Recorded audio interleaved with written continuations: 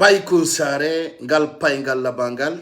nantungalinde paingangal nanda ede ya paile la salmina on lando sidong e jam onon e wondibe mon e jati gibe mon nokku kalka won don e ka jodor don haray la salmina on kala hawrudo e video on wawa mo partage de fi yo jama burtu wawgol mo yiwgol haray ko atti kon hande yewtay fi piji tati do ayno andirdo non no piji di battorta non ko non yareten ala la salmina kala ndaro lan noko kala ko ndaritelan ko ati kon don andi ande kanko Kassory Fofana bandi jo burdo mawnude e der leydi men di lagine ay don andi e der ko yimbe be ndabbitata kon be hawri e suudu Kassory Fofana tele en Amerique ton yimbe be wawi yaltingol dun don holla jama on ko do mi salminta kanko Jibril Jibril Diallo c'était big up l'homme de Dingirawi e no andi don non musibbe an wombe landarude piji hewdi e fokkutudi ka sare men Conakry e fudduray fi Kassory Fofana e difficulté ko hebi kon hande ka 16 RPG no andi don non beaucoup d'officiers fewndo do ni hinono dita etti hankin kander palais Mohammed 5 e gere mawdo no memmini der ton ko tawata jama on humpitaki fi mudum haray non kanko Amara Camara bawto ka o yalti o wadi yewtere siga yewtere de Bala Samoura yewti balde no feƴƴi do parce que kanko Bala Samoura aussi no andude do non fewndo himo riski ittede ka poste makko Amara Camara non hande kanko kadi be landitino mo piji seeda o wi kanko déjà himo ngaldi no leydi ndi woni yarugol non sabuna Amara Camara mo andu don on ko neddo ndammu darujo bewdo innetedo arrogant mawnin kinnido Amara Camara holli kambe ko be arduno ko fi wujjugol jatta si tawi non hande be wujjaybe jatta tawata dum wawata wontude gonga penale mabbe den haray dum kanko dum no ngaldini mo moƴƴa ko watte mudum haray don andi telen kankande haray no be holliri non carburant on beydike kankan haray non jama on holli carburant on ko wiete kon essence et gasoil dum do manki ka service de pompe ji kankan haray suka ben kanyum kadi fuddike addugol problème ji e der mudum haray no andi don non kurusa hankimbe bebondirno muradu moƴƴuru sofondira lancondira ha piji buy bonna telen kurusa kono RTZ on yaltinali wano dum non no andi don non kanko Bassirou Diallo ministre de la sécurité bawto ka Paiku sare andintini jama la Guinée on kanko Bassirou Diallo il est incapable wawgol addangol on passeport ji wawgol addangol on ko inete kon piji buy fi ko wiete ko hiwdirgol e jannugol bibbe Guinée ben jang e kisiye kanko Bassirou Diallo bawto ka jetti yewtere hande ay Guinéen faala be kaydiji wawi wersugol mbudi ka bankiji tawata hande sa jetti ko makko wallini e banque sa hettata gere waday ay ala buri ko sattude kon tuma jettuda mbuduru ma naduda e banque fi endagol passeport bawto ka Bassirou Diallo yalti hande o holli kanko dey aray nako fewndi kon o yewti fi mudum kono don andi subarde falete fijirgol hakkille Guinéen be ben ay Guinéen jon kanyum haray kala ko wolana haray no holi ay sa hutaki ore ma haray hutaki ay goto no be holliri non anki kanko Mamadi Condé sa ay wujjo on sikkay fo wujjay feno on sikkay fo fenay haray kanko Bassirou Diallo holli bawto ka o yalti hande haray o holli wo police be buyi kanyum dey piano ka bawto ka jama on yalti do holli manifestation hay manifestation donc andi balde no feƴƴuno do katawata be yaltini yimbe ben kacuudi mabbe e bawto ka be yani sellu dalen jama on holluno mettu bernde e bawto dun don policier be buy yaltuno ka hore lawol holli jikkuji kanudi no andir don non jaraide yiltitoy ko feƴƴi ko ay don andi si police Guinée on yalti kambe be piyay be lettay be nangay be kinapay be jattay be wujjay kono dun don en artay andintingol Bassirou Diallo wana do woni problème mo be jabali wolgol ko fewndi ton kom haray musibbe no andir don non gal biswal wietengal biswal CNT mi andintinno hanki dey biswal gotal fokkutuno kanyum ka wiete ton Fode Karia ka kan Mamadi Doumbouya ka escrivi don robel be makko be donc yaadu telen no fo no andi de simini Fode Karia yaadu Sierra Leone no andi don no yeso koya haray non bawto ka ngal biswal artata yaadu magalo ayari ko yaadu hawjere yaadu bandiyagal biswal ngal arno haray biswal ngal arno tawi ngal pani bambeto e hollira image do e photoji mum ara non be holli les passeports ils sont dit se préparer 2 à 3 semaines encore jante moƴƴa min mi anda combien de fois nde miɗo haalana Guinéen ɓe ɓen ay ko pular mi yewtata min pay kun sare buy terita lampiji buy mi jabotako fiɓe ndaro belan ta famu jikkuji go si mi salmini do adi kubiya ko gido men suka wakkilido yidudo lenyol mu yo Allah bantu fi makko kanko e bengure makko adi kubiya mi do hiwro ma la lando sida e jam an e wontibe ma e bengure ma fo e jatigibe ma ide ngartude non e toppe burde den jandude o saydo ka passeport jida Bassirou Diallo o fenanginembe ben musidɓe la salmina on timmiɗo yimɓe wulure o sayɗo mi ko mettilanko makkanera jalata sellu dalen o wala hay ka wala yimɓe buy addanilan ɗum mi wowa yewtugol mi ɓangintinna ɗon piiji seeɗa simi feƴƴa aray noon yiɗe gartude e toɓɓere en haldita o fuɗɗorgol e piiji kesi ɗin aray kanko Kassory Fofana en wawa andintingol e sattede ko woni ko naɓude fewdo ni e o parti RPG Arc-en-Ciel musidɓe kala hawruɗo e o vidéo ɗo yo senditanammo fewdo ɗo ni hiɓe ataki vidéo ji an ɗi moƴƴa sabuna komi yewtata ko hino soñji ɓe hino tampini ɓe ɓawto komi yewtata ko min na ko neɓata na mi wiwno koko arata min na hunde waɗay e hunde kaari e tan min nata leer kaarijo kono si mi yewti ndaare takke ha tawata ko ɗum wawata wontude haray musidɓe wonɓe landarde télé Sénégal e leyɗe janane ɗen fof haray de mi andintinna on cuuɗi ɗin village ɗin haray no woni disponible e juuɗe amen haray kala faalaɗo sodude villa télé Dakar ɗo siɗa mari mbuuɗi haray noon na tampuɗo sabuna ɗo ko fi marɓe ɓen si tawi noon kadi mbuuɗi ɗuuɗirama hiɗa faala suudu télé Sénégal ɗo walla ɗa mari mbuuɗi ɗa faala ɗaɓɓude terrain haray ɗa wamen contactude ka 78 142 62 28 haray noon ɗi kaydiji ɗo ɗiɗo no ɗo ɗiɗo holli ko honno cuuɗi ɗin sodirte e ko honno ɗi yoɓirte e ko honto ɗi woni kala faalaɗo tawɗo no sohli suudu walla terrain Dakar ɗo miɗen wawma wallitagol hollama ka yeyete ɗon ay ɓe wi siɗa gayna ko ya wallu sa gaynata ko ya paako haray musidɓe am wonɓe landade ko siga faalaɓe mi wanditita ɗum ɗon pay kun sare musidɓe am wonɓe landarude piiji mon ɗin télé Dakar ɗo meɗen humpiti piiji buy ko woni ko feƴƴude ka leyɗe meɗen haray taw sendite yewtere nde ma yadugol famodiren haray on neɓinali musidɓe am no andirɗon noon kanko Kassory Fofana ko neɗɗo tawɗo taw déjà hino wujji mbuuɗi men ɗin ɗaɓɓo e suudu télé Amérique ton ka tawata en wawa hollirde ndu suudu ɗon fewdo ɗo ni ara hino ɗo suudu Kassory Fofana ɗum ɓe holli e piiji buy e adresse suudu ndun télé Amérique ton no andirɗon noon kanko Kassory Fofana ha hande o gollani depuis o taga o accita o meeɗa gollude ko neɗɗo wujjayɗo o gaccay hakke musidɓe am sabuna si gonga kan yewtama no wawi natude e nder serdu natita e nder serdu si gonga haalama ala ka tawata selludalen hino toñe hara siga Kassory Fofana hino yaasi ɓawto ka daruden ɓe holli haray ndu suudu ɗo ko e nder New York ndu woni haray noon onon wawɓe jangude ɓe ngangele ay ko jangude andi ko porto ñaadi haray ɓe filmuno suudu ndun e hino ɗo suudu Kassory Fofana adresse mum gonno ɗon télé Amérique ton haray mo siɓɓe an ɗum ɗo holli jaggu ɓittandi lette toñe hino suti e ngol leñol meɗen kono si Allah ulando jaɓi si siga men no wooda men jottako men walotako mo kala no wodi ko wawi mo kala no wodi ko gollata mo kala no mari service de renseignement musidɓe an wonɓe landarude ɓawto hande ko fotta ɓawto ka fotta ka wiyete ɗon aéroport e O16 RPG Arc-en-Ciel Alpha Condé ka wonno hollay no jaggu e haalaji mettuɗi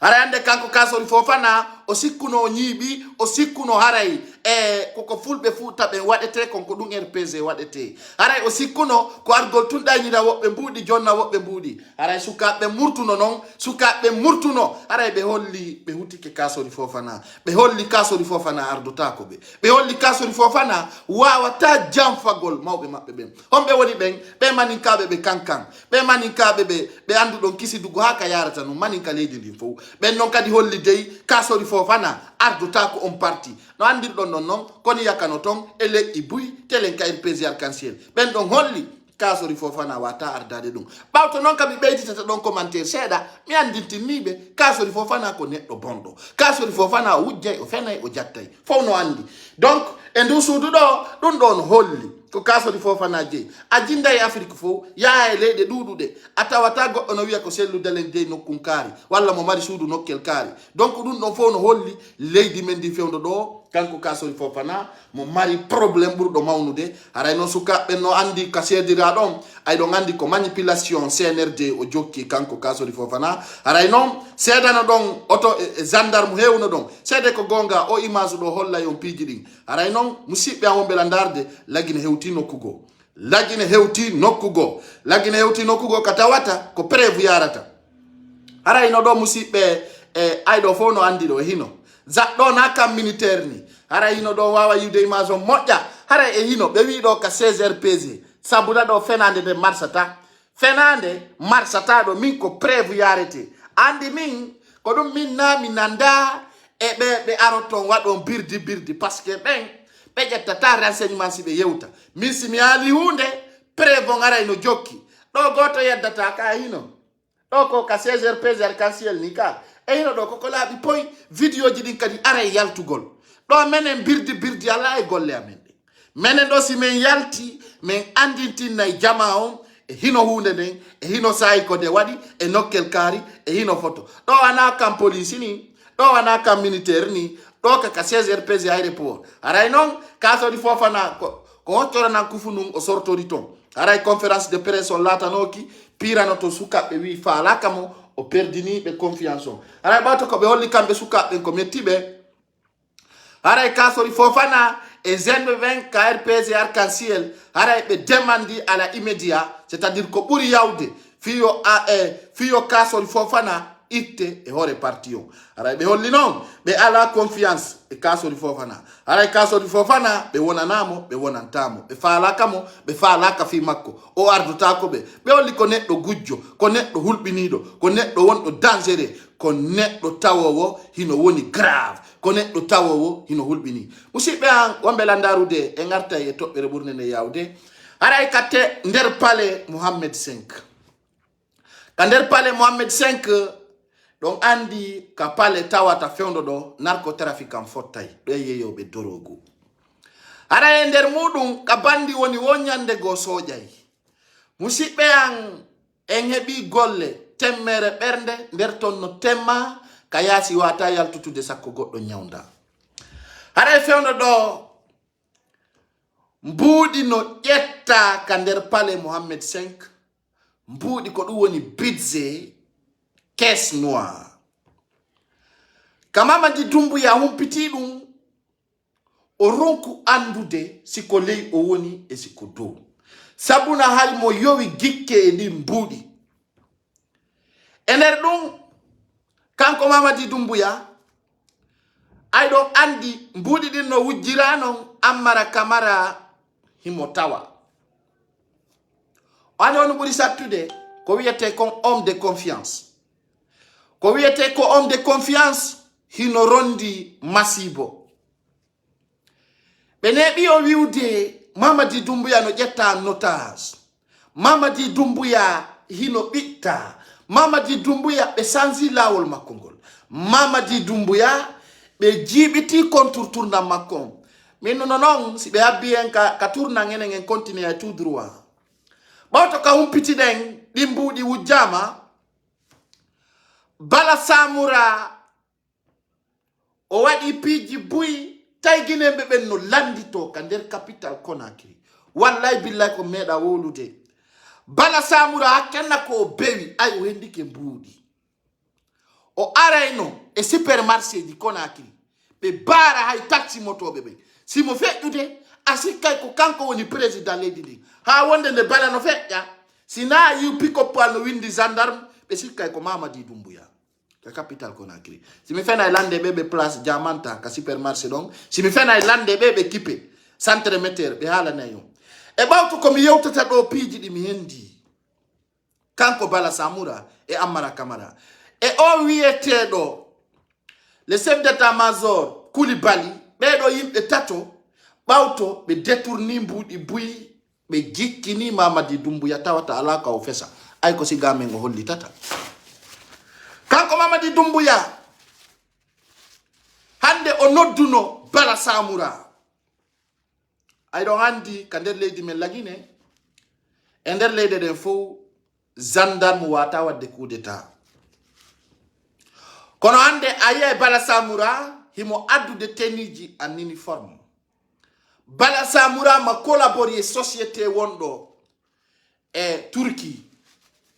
fi addugol ni teniji lagine c'est un homme d'affaires hors de l'armée Bala Samura bewrende o bewinden on nani hito makko ka Espace FM on nani na mi ngalani o vous avez bien entendu ko haliko onon do fo on jentike bewrende Bala Samura bewinden hay Mamadi Doumbouya no ngaldi do andi den Mamadi Doumbouya ko neddo impose au respect himo anyani kono jabata foutez ay chef d'état-major de l'armée on Idi Amin bawto kabe ndari yewtere Bala Samura nek Espace FM ay do andi Idi Amin kanko ka pale woni kanko on chef d'état-major de l'armée o sousata yaltu de kandel paleton dans ce sens depuis au wada chef d'état-major yi mo télé parce que c'est des piliers qui étudient le terrain bawto hande kanko Amara Kamara ka o yalti e media goto o holli wo gouvernement o wawata joddinde loi e hoore sariya o ñawoɓe ɓen les procureurs de la République l'institution kaɓe holli kanko parce que ɓe sikkuno si ɓe détourni ɗi mbuɗi ɗon ɓe accuse ay quelques soldats de l'entourage mais alani on ko 400 personnes waɗi coup d'état o ces 400 personnes c'est des hommes de Mamadi Doumbouya Ali Notawa c'était les deuxième personnalité des forces spéciales so yi kanko Bala Samura imo rewde rewete info fita Ali Yaltu Ali Kamara be namo Baba Ali no be noddirta mo non Cobra info no andi komi woni ko halude do fewndo do et je sais que plusieurs parmi vous me regardent ici dans leur compte Amara Kamara ni himo wa yuti do labiron ki mayde parce que ari moli ko kanko ni laddo leydi ndi hari mo sikkude ko kanko ni président de la république ndi da kan ndi wiete ndi bala ndi ngari no sikkude kanyum ko kanyum la mi justice et institution o holli ka radio Espace FM wo o waday ko faala o wacca ko faalaka tellement que ko bewi kanko Bala Samura o wi wo ko premier officier police judiciaire ko kanko Bala Samura holli dum tawata ko be holli ko wiete ko gendarme ko maintien d'ordre c'est-à-dire kala ka sécurité watta kala ka tawata no wadi désordre ko gendarme yata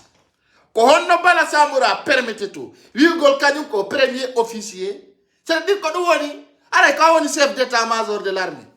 tellement que bewre no nate makko ko do ngandir ton kanko Bala Samura Mamadi Doumbouya il est en otage mais au fil de la mesure on va famude cette vidéo ma yewte ta fi di mbudi wujadi e ko hondu no difficulté woni der ton fewndo do ko hondu nge ande e mapunde ani ni be ni ay no andi do non fewndo do ni ka jodi den do ka wonde yewtude do musibbe am wonbe la ndarude haray sediya o nattani kadi lagine letter ni ka jodi den do ni den yewta hidon daram ni sediya o on nabani lagine letter windi do ko laabi poy letter holludo wana ko sonkata letter holludo wana gere ko sibe nani ko be yewta ko ara nder mudum sediya on andintini taw letter mabbe on est-ce que nelal ngal men nelingal e mo yottike dum don no wadi hande e hino do be holli sediya on holli colonel est-ce que hidon andi ko yewta don konko gonga ara sediya on holli do meden jonni on dele fi lewru woturu kanko Mamadi Doumbouya non ka dum hewti mo ka pale ndari o tawi ko lewru woturu le lagine okka bawto si suma yo mayi haray no hawni bawto si suma yo mayi haray lagine ko sati ko no lati e nder suma on lagine buy fama ko honto fokkita awade yewtude non fiidi mbuudi wujja di fewndo do ni kander palais 1 milliard de dollars ko tawata Arabie Saoudite jonnuno ministre d'affaires étrangères be ƴetti ɗim ɓe naadi ka caisse noire maɓɓe ton e hollugol Mamadi Doumbouya ko ɗim buuɗi o wawata gollitirde o dayna jama o ñande o ɓe aray ɓe wujja chaque jour ɓe aray ɓe wujja Ammara Camara himo tawa e ko woni wadde ɓawta ka ɓe rasiri taw Mamadi Doumbouya haray guineɓe ɓen no wonanma ƴettu mbuuɗi jonnamen min waɗa campagne mi yalti mi alani ɓe wona ko marchata Mamadi Doumbouya wayri yaltude nden ñande awa fewno ɗo no ka ɓe yahi ɓe waɗi contrandi ɓe tawi e 1 milliard ɗo fusi lutta foppu wujjama ɓe yaali ko yaari fewno ɗo ni Ammara Camara no sodde terenji Dakar ɗo darnugol woɓɓe wi ko suudo woni darnude haray noon ɗon andi loi on justice on ko maya so yii Charles White o yahi ha o affronti chef d'état-major de l'armée o yahi ha o affronti le haut commandement de la gendarmerie nationale ɗon sikkude ko kanko tu woni wadde ɗum ɗon sikkude ko kanko tu sai hande kanko Charles White o hulani o affronti Bala Samura y a quelque chose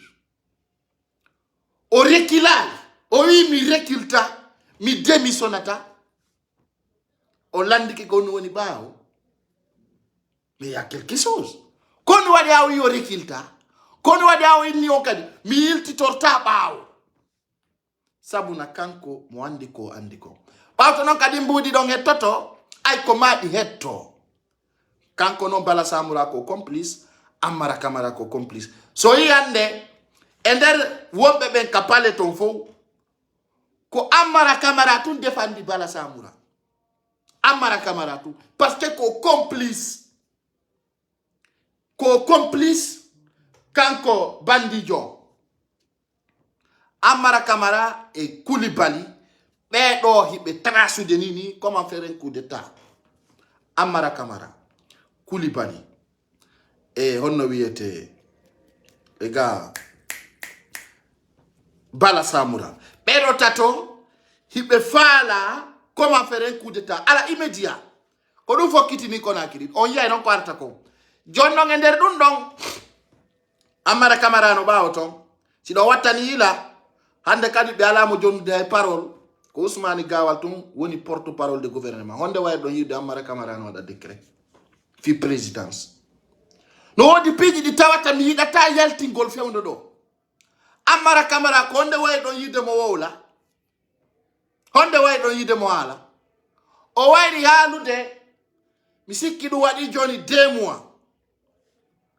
ɗum waɗi 2 mois kanko Ammara Camara wonɗo on porte parole de gouvernement so dari kadi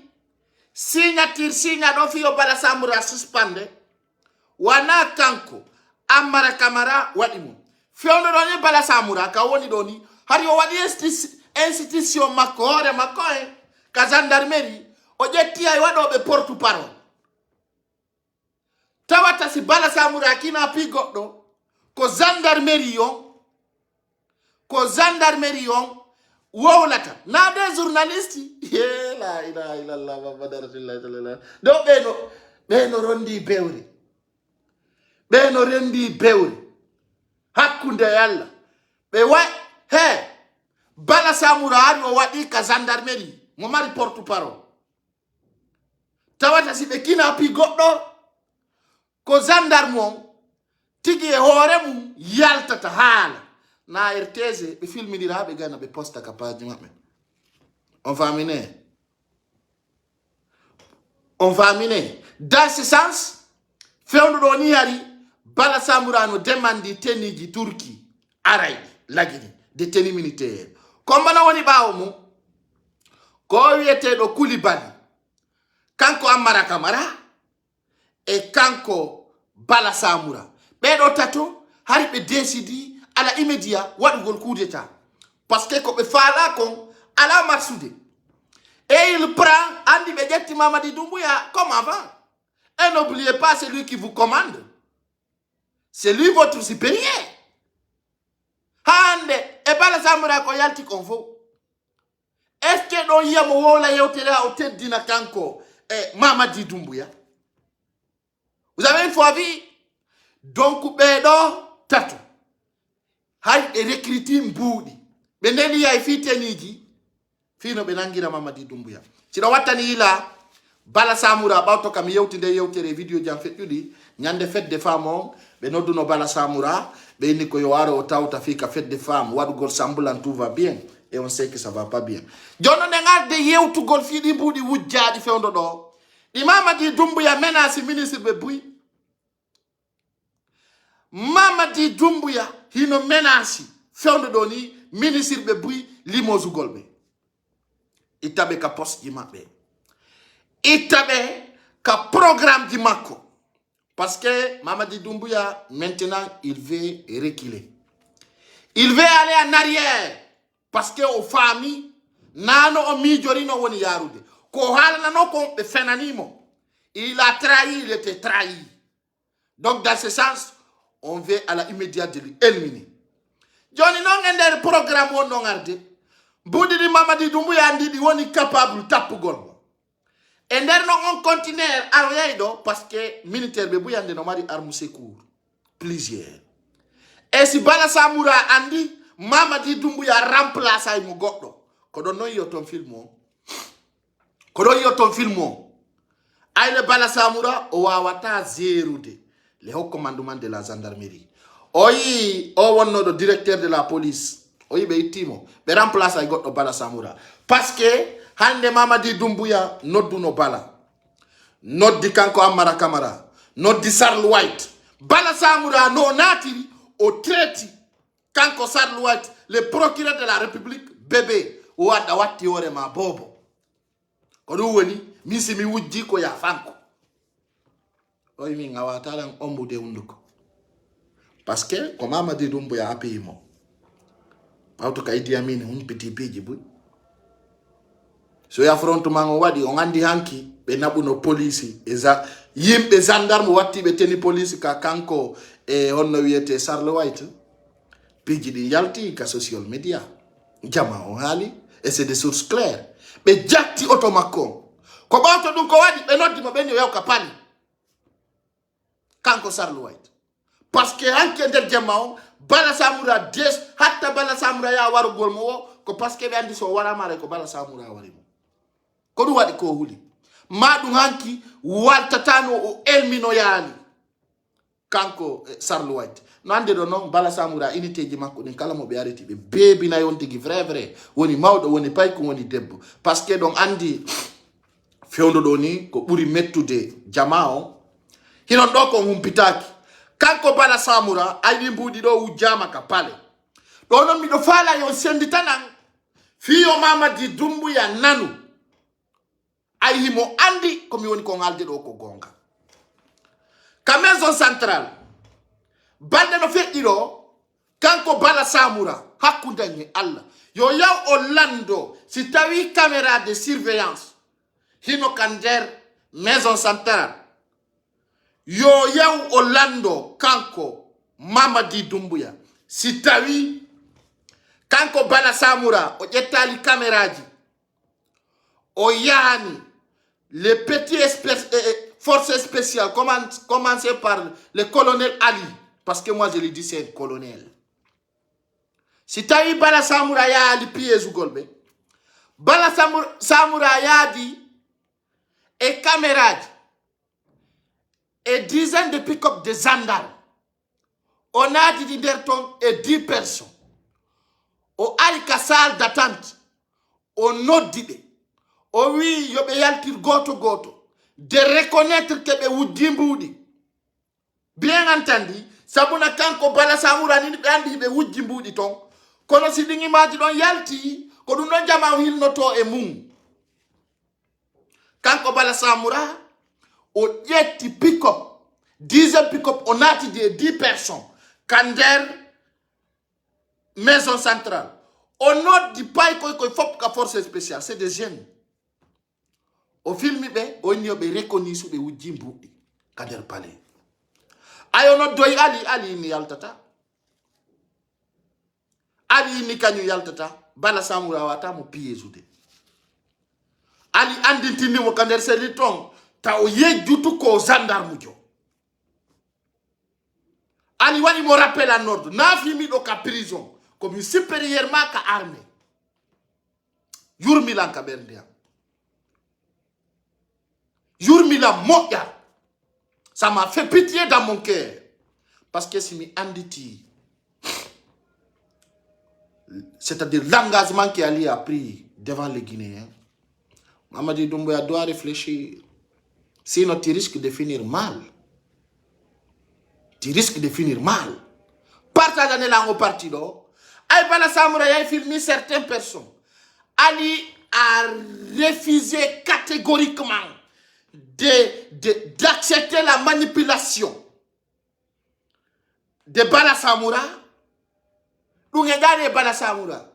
Mais voilà le pays de Ali. Ça fait pitié. Nous sati. Nous yurmi. Ali andentini mo Bala Samoura wawata lampiye jude.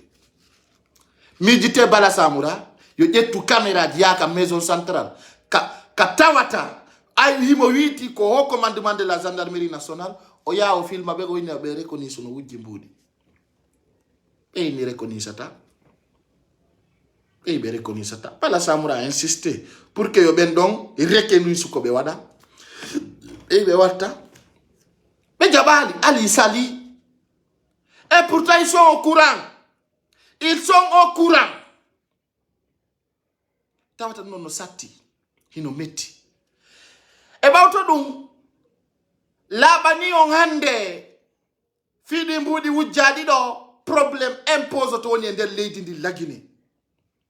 Parce que Mamadi Doumbouya o suspenday buy. Bauto kaula ali don suspendu gol kanko Bala Samoura. Buy wombe baw mu fuddo Ousmane Gawal. Cuudi ko onda ko sodude hectare di terrain ko nda ko ngaw kitiray ka anduda don fusala hay ka maya ala. Fusala hay ko nyama hay wurnugol bengure ma gayna ta Ousmane Gawal. Ko e man jalla ji wonnoda. Ka neɗɗo tampuɗo ko wonɗa conférence fo ala na hoore ma suudu koye logement social wonɗa ɓawto ko tawata meɗen humpiti ɗum hande ɗa wolde fi okkitirgol 3000 terrain y a pas de souci hino arde ça va venir parce que piiji gono feƴƴude ñande ɗin yalti woɓɓe ko yo darne felle hay ñawetaki ala immédiat dans ce sens guinéen compatriote ɓawto noon kadi mbuɗi wujjaɗo ka pale Mamadi Doumbouya humpiti be tawi dun do deƴƴotako kono be wawata yaltugol be ya population ko buudi wujja et difficulté de fonds ari non do hande ko dim buudi kadi be falano jonnugol population guinéo kasuma ye do yalte wade caméraji filmé holle Mamadi Doumbouya no wonana dim buudi on to woni Amara e Idi Amin e on wiete e Koulibaly e o wiete do Bala Samoura be nyami buddi ide tournama hande non ka fewndi do ni e no problème très grave be jonnama lewru fiyo be jonnu durée de la transition si be jonnali durée on e no ko arata ko embargo ko wiete ko non embargo ko hunde sattunde ken sattunde tawata natata yaltata donc andi non lagina si waɗanama embargo kon no feƴƴata sattay ngaɗa ken tawta goto yaltata natata anano a piira ya haaru hara e nder ɗum ɗon kayno ardi joni noon ministre ɓe boyi hino riski suspendede ministre ɓe boyi e directeur ɓe no riski limogede itte ka fonction ji mum si ittama kadi naɓe sokoye ay fewno ɗo ni kanko Bala Samoura kaydiji makko ɗi naati ko ñawore o ñawete si tawile kadi mbuudi ko landa ko o addali ɗi ɓe sokaymo si ɓe soki Bala Samoura min alhamdulillahi rabbil alamin ɓe yaltinana men colonel Alpha Badi ɓe watta mo le commandement de la gendarmerie nationale Bala Samoura o taka prison sannayi Mamadi Doumbouya o change stratégie makko parce que wandi ko ɓe fokkintini ɗo ko marchata jonnon ɗi mbuudi ɗo ko ma ɗi hetto kadi o waccata ko ma ɗi hetto kombo no woni ɓawo mum ko ɓawo Ammara Camara e Bala Samoura e on chef d'état-major de l'armée Koulibaly ko be do kadi yawno ka sellu dalen haray non kanko Amara Camara e hino ko holli kon ayna mi to nyaymo e hino Amara Camara mo fala ni suspended wona ko dum ittimo ka pale fewdoni o yiye nakat e hino de regardez bien ko Amara Camara woni ko yewti wana mi pay kun sare hakkunde nyalla senditane la vidéo partagez au maximum mi wana mi ngali de koko windi miali koko windi miali na mi windi dum ko andu be windi addani Amara Camara o sikkuno kanko lagine be hendike comme wonu golu roi comme no ma Ousmane Gawal ala hay ko maya déteste non comme hala mako mardo no wiata no mari Colonel Amara Camara, on est dans un pays où le gouvernement ne pouvait pas d'imposer des décisions. Quand Amara Camara o lidu, ateno jama, kombo lami bebe, ko sariya. A andinde da wonda e hore hunde, wondu e hore gonga. Et il dit que quand Amara Camara holli, le colonel Amara Camara ou dans un pays, le colonel Amara Camara ou dans un pays où le gouvernement ne se prévient pas de s'imposer des décisions.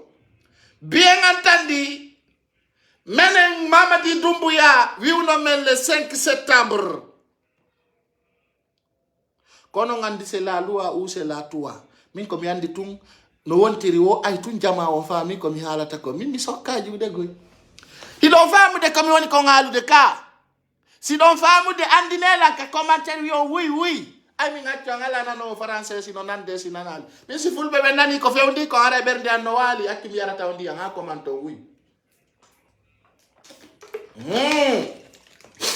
le terrain et les rails ça suffit que le terrain passe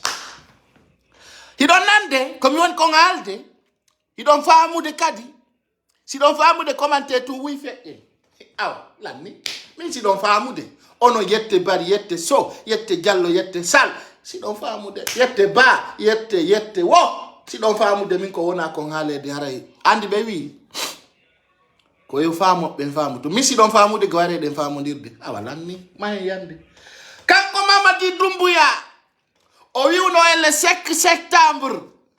Haray o wondi Luaon, ko wondado busolong wana antir ikerenge rishi hare busolong ko du wonata sariya leydi din ko du wonata gonga kan e pewangal e nundangal o wi kala wono ministre o wondu dum joni non kanko Amara Camara ay o humpitike o détourni mbudi o koma o itte ka pale ay du dogi mo andi mi do andi andube ben no andi bien entendu joni non kanko Amara Camara kono inirta gouvernement on wawata imposangol saria o nyawore saria e gouvernement ko différent gonga e fenade no yada mais ça peut pas marcher ensemble kanko Amara Camara joni o contredise yore makko kanko tigi ka woni do ko yewtiri dum do kon ko fiyo be sispandumo wona ko sabu dum ittimo ka paleton parce que mi ana niyo e wujji mbudi ka der paleton jonno e wadi nde yewtere do himo duwa suspendede ala immédiat ko dum minni Mamadi Doumbouya ko jam fotobe battima ay non a watti hore ma uddita ya be falama ma jam fagol ayi joni kanko Amara Camara kadi o bandijo do himo fala suspendede wona awa ko be suspenda ko dum be wadi coup d'état bandiyagal hulbini e puis ndari en tawi jamfa ko hunde hawninde joni Amara Camara ko fala tout simplement ayo wadi nde yewtere do ka media ko yo CNRD on suspendum wona joni kanko e Bala Samura be suspendama be wada coup d'état be tappa Mamadi Doumbouya c'est ça leur vision parce que be wujimbuɗɗi joni non mo andi le o ittete ton confiance ala hande kadi joni non c'est comme à incliner ko ɗum minni Mamadi Doumbouya ɗa yurmanmi hiɗa yurmanmi ka wonɗa to nini ni ala gandi ɓe si aranima ɓe ñamanti an e on 400e ko wonduɗa kisa yaltin commandant Ali ara wowlana sedi yawo dire de la transition organise a yata ɓe ware maɓe ñamirtewa gerto ɓe si ɓe yiɓe wujjata ɓe koma wujja hara hande kanko holli o kanko koma gouvernement on impose penale e hoore saria o sarlo wayti wi ko ɗum sakkitoto wadde o wi ɗon ko mayde nden wonata joni noon hande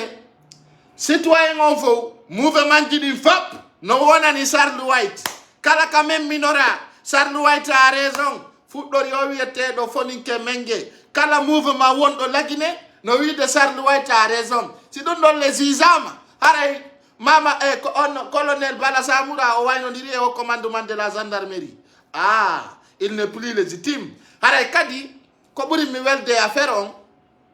kanko Bala Samoura o hersi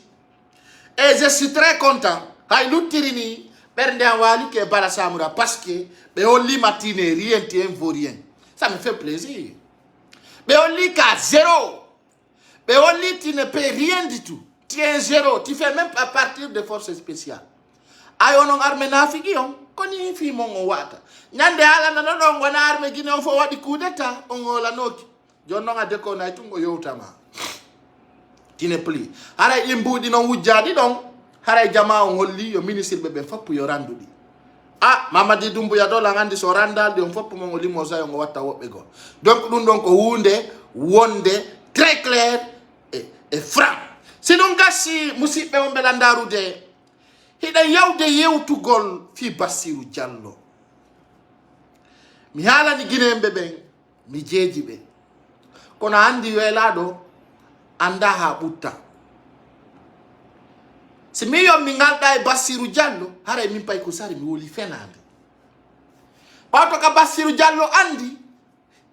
Allah wallay bono ha ñande go Allah walla joom beyi mi anda so nani noon ngal pular o ŋaccane lan hakke lan andara yimɓe makko e musidɓe makko buyno yiɗi lan kono ɓe yiɗa fenadejo musidɓe on ɓe lan darude Bassirou Diallo holluno lendi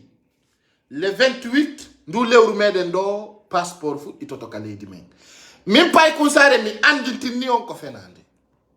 sabu no ɓawto ka mi andi leydi lagine ndin mi mawdi e mayri mi jindi de préfecture et sous préfecture mi daari lagine no jooɗori mi andi capital ngal de coin à coin mi andi yimɓe leydi ndin mi yiltiti lagine mi daari laamiɓe ɓen mi andi ɓe laamaɓe ɗo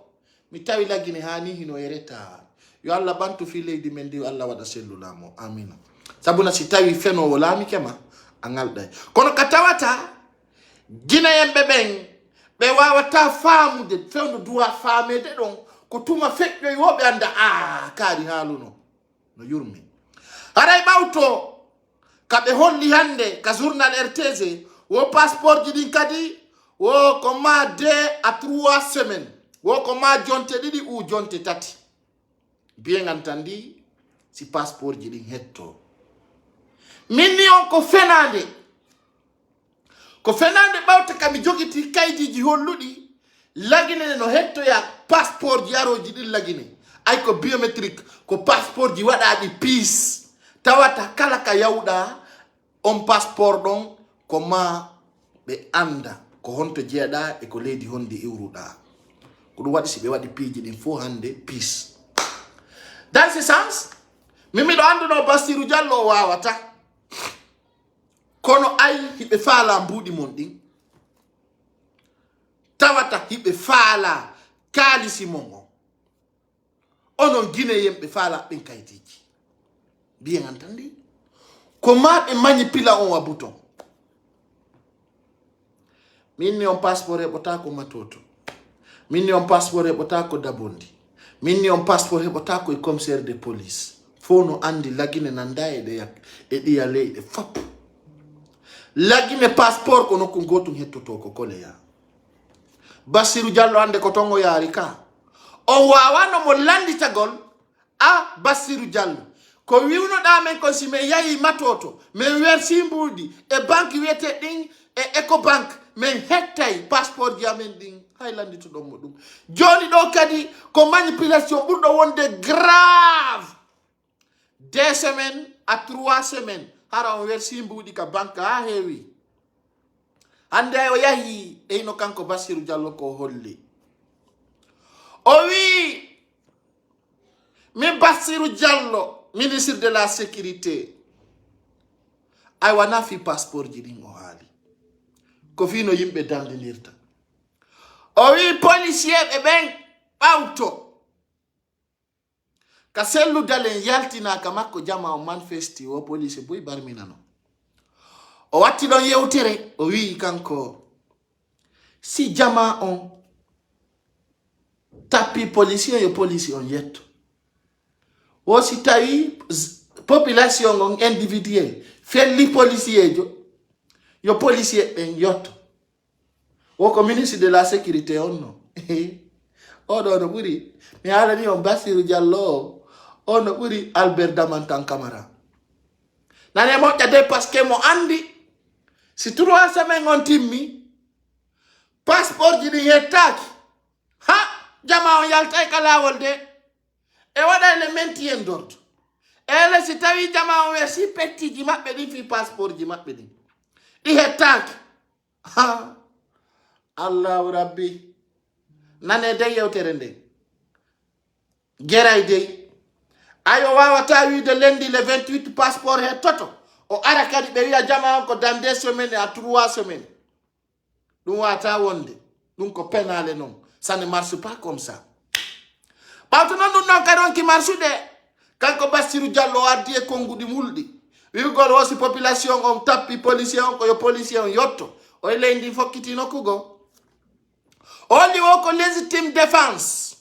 ko légitime défense hewti ha tawata lagine ka innete assise nationale himo wolde fi légitime défense ka tawata kamɓe CNRD e ministre ɓe maɓɓe fof ɓe jooɗike woɓe haldi fi waɗugol assise nationale hande Bassirou Diallo yalta wola fi légitime défense o yi fi Allah ko ay objectif ala e murandu hande kanko Bassirou Diallo wolani hoore makko woko yo sori ɓe yaru légitime défense ko ɗum woni sa felli goɗɗo ko yo felle enen le ngandi population Guinée on armaki enen hiɗen andi population Guinée on ala pinka hiɗen andi ko civil militaire yaltata naata e nder ton fellidira waɗa règlement de compte konno miiji ɗon konno yiru ɗon honno famirɗon ɗum tawata hande wiyaɗo e hiw jama on halfinaɗo protection civil on ko ɗi haalaji ɗo o yewtata wana Amérique wonɗe hay Amérique wanani ka yanana yo population on jogo pinka Amérique ɗum yaninaka ton si policier jo fellima ko ya yotto honto yiɗon ɗum e loi ono wonɓe wurude e leyɗe ɗe loi honto yiruɗon ɗum ɗo minen ɗo a yirata policier jo armo no hulɓini ayande ɓe jatti mbuɗi mon ɗin on ettata joni noon so yaltoyi fi muɗum ko ɗum holli awa si on ferike hayre koyo soori on beebingo mbuɗi ɗi wersuɗon ay mi haalanno minni on Bassirou Diallo fenayi on accay hakke minni o fenayi ko woni kon wowlude o wawata on addande passeport wattuɗon mi jelijo wattuɗon mi neɗɗo mo anda wiɗon min mi janga ko onon jangi ey no noon joni ko woni kon arde hey masibo hey kasara hey birdi la ilaha illallah muhammad rasulullah lagine kamɓe loway ndiyan e wawru jama on una ndare ko ɓe huwi yo koye hoore mon ɓe wurata koye hoore mon ɗum no wewa sonsoli wiye naggil sonsoli wi ngi yara naggi ngi ya naggi ngi yeƴo ngi waɗa ni ko ɗum ɓe woni on huwude sina ɗum kam minnu no ngeyi on gendota ko passeport si tawno ɗon teddini hito angon on innane pay ko sa rewi passeport hettata ko nani ma ɗum kadi mi wi on awa goto petti yaha wersoya so endi ke passeport makko ono yaha on werso mi jonni on exemple ha mi ronki on nananali la joni noon on fuɗɗiki addangol la message ji tout ce que tu dis voilà c'est vrai min naafi argol wiya komi haali konko gonga komi andi mi haalani on on jaɓana Allah joni noon passeport ala mbuuɗi perdi a hettata mbuuɗi a hettata passeport kene ɗon sikkude on yalta hakkido Mamadi Doumbouya e lagine ɗon feeti honto jaɓata yaw nokku o yata hay teppere tew guinéemɓe ɓe sikkuɓe yaari on yaltata ka Mamadi Doumbouya humpiti san guiné yalti ñande wotere haɗana a yalta o mi anda si ɗon wattani yila si ɗon wattani yila ni so ari ka aéroport beesiya ɗa feƴƴude ɓe landotoma sa yahi konde artata sa yahi est ce que artoyey ko ɗum ɓe woni on waɗande ko ɗum ɓe woni on waɗande ni si arini ɓe landoma quand tu vas dire sa inni tunganeɓoya ɓe na feƴƴata ɓe yahi ɗa mari corona ayna yedday si ɓe waɗi ka kaydiri ma ɓe testima corona booster ka frontiére ni sa ari on sonki ɓe inna yala feƴƴude ɓe furi ay oto ma hay ka pineji ɓe sa yeyane ɓoyay ko ɗum woni on yaltata acco Mamadi Doumbouya so sikki on yalta accon lagine yonda yo Mamadi eyo ɓe jonna on kaydiji ya on gonto mo wiide menen yo men hootu wo menen wonɓe ɓen ka diaspora ko men hootu men kurko to buuson Mamadi Doumbouya on buusta goto e mon kala guinejo sikkuɗo ɓe passeport fi yaltugol yaha o sikki fenande o ganda yiwude ɗaɗo faala yaadu on heƴay kamo on acca yakke hunde ko jala e bone hay goto e mon buusata hay goto e mon ɗon ko ɗon wonton ɗon wono ton feƴƴa yakkundeji mon Mamadi Doumbouya holli ayna lagine no mari heer guine o goto buusta hay personne ala ka yato yonda yon ko feƴƴata kon lagine ko to wono ton on foppu mon passeport oyi he janduɓe ɓe fof faala ɗo passeport o heɓay hino passeport no moƴƴinede koye lagine anduɓe ɓe non no andi hino moƴƴinede ɓe yahoɓe yiide Mamadi Doumbouya ɓen no andi ɓe moƴƴinay passeport sa nde ɓe faala ɓe yalta ɓe arta ara ɓe andi konnu naɓi ɓe konnu artirta ɓe kadi a busta min ka yawno ha mi humpiti ɓe faalalan joɗɗinde lagine mi heƴa hara ko ton mi wonta mi tawi ɗum ɗo jaɓa ɗum nana ɓen ɓe habbe mi yaha mi aroya ça marche pas donc musidɓe an piiji ɗi lagine no hawni moƴƴa noon hara noon jama ɓawto ko andude Mamadi Doumbouya fenanno hoore mum ɓe wi o biisije ɗen ko sorti disin ka CNT haray biisuwal goo marsuno hande noon biisuwal goo paanuno bambeto ngal paani ka tumberi taraw hino ɗo jama wala yi on taw piiji ɗin biisuwal CNT ngal paani ka tumbere laawol kono min ñomene meɗen mari représentant ɓe ka laawi hey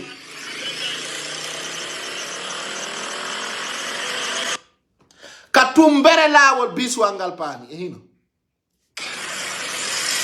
o yi biisuwal CNT ngal sorti disi ngal dogali hay lebbi ɗiɗi ngal paani ka tumbere laawol bambeto ay ɓe wi CNT mo kala ƴetti clique kala ko mum seeki wonnoɓe nder ton men fof goto landitaki dogudu birdi mo kala ƴetti taxi ay ɓe wi ko biisuwal CNT ngal ni la ilaha illallah muhammad rasulullah chauffeur naati leevi e yaltini tay marsata oto yata Allah paaniniɗe hande siko ko boni wonno ɗon miijagol marsata e hino do kaka tumbere la et puis Allah addi ɓe ha bambe to ɓe paani hey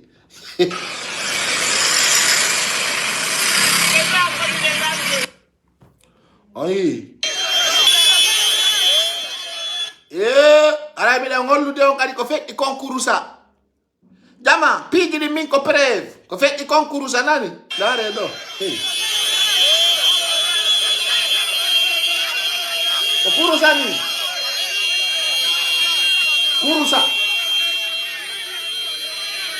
kurusa o yi ko ñalli concours sa ka e ino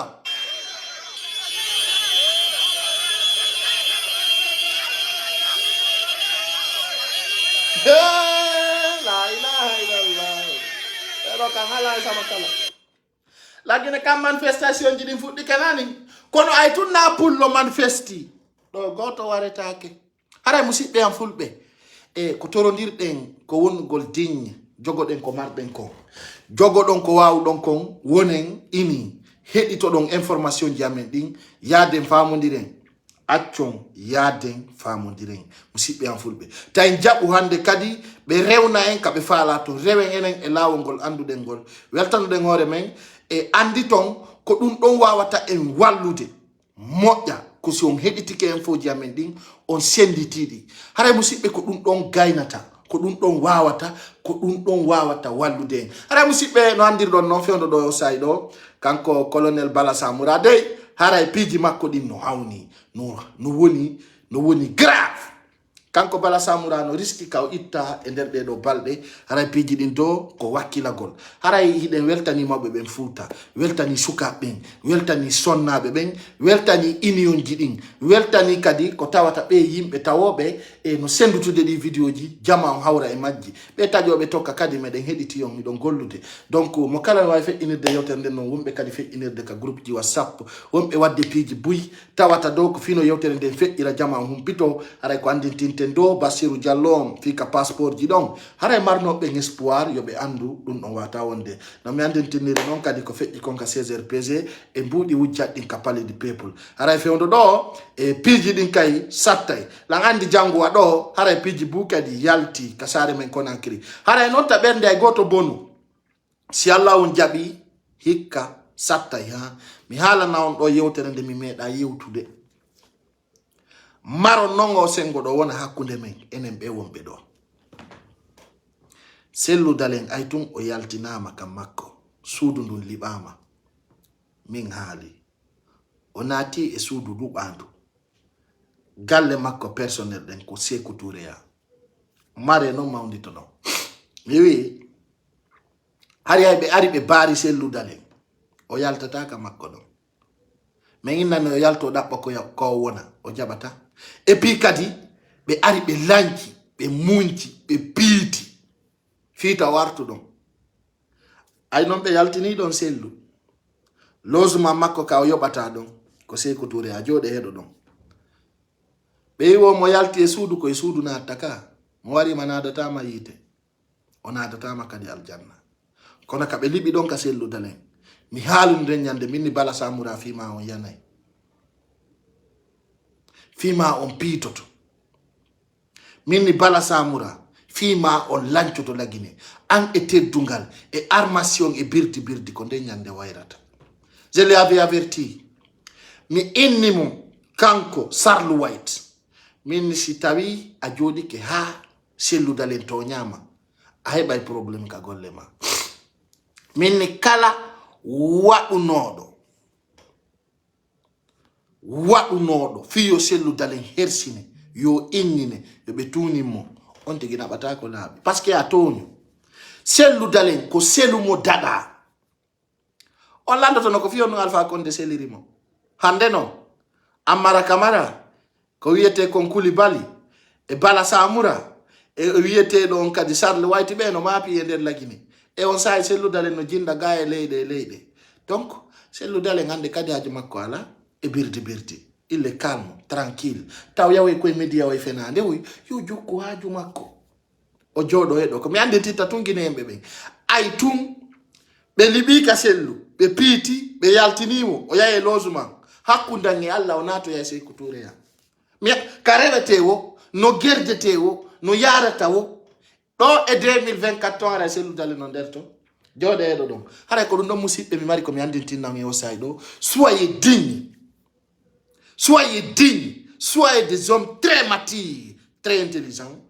Hare ko dum minna taw. Neddo on ko mi innata on ko wata on décourage.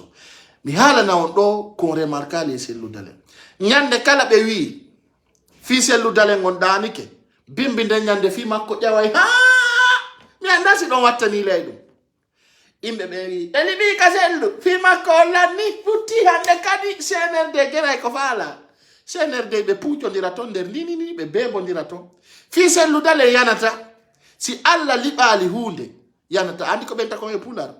wuggani ke gebal mum ruka e ɗum e leydi ko ɗum CNRD heɓi ɗo neɗɗo on na yo wuggano ko hewtali taga ɗon mets-toi à ta place. L'homme il faut que les places qu'il faut on va amener l'homme sa naɗi tuma hoore ma ka hewtali ɗum no ya dogingol masi sa dogi vitesse mo a wawa dogude a andana yore ma on goɗɗo wolantama siɗa wawi sa wawata ay ndeɗa gerdoya e mum ay ka safere inni o lala o ando aray ko piitugol fokkiti donc haɗa jamanko yon assez mature wona intelligent tuma kala ɓeyni selludalen fi sellulanni fi selludalen dani ke sellu ɓutti doƴƴiyo ko hande kadi goto wata e fus bimbi nde ñande nana katasoro fi wulɓiningi selludalen o tawa deƴƴata ko Allah waɗi ɗum na huɓɓini selludalen na dannintamo politicien lagine fo ɗanoto ya ɗano ya deƴƴa hokko Sidi a Touré en fop tu vois. Donc c'est des exemples seulement que vous donne hande e wawa darade wano ɗo fiyo jama on wawa heɗɗagol ɗi information ji ɗo kala hawrɗo e vidéo on senditamo chers Guinéens, chers compatriotes, je vous souhaite une excellente soirée. On se retrouve demain soir à partir de 20h, Inch'Allah. Je vous embarrasse. Partagez au maximum. Bye bye.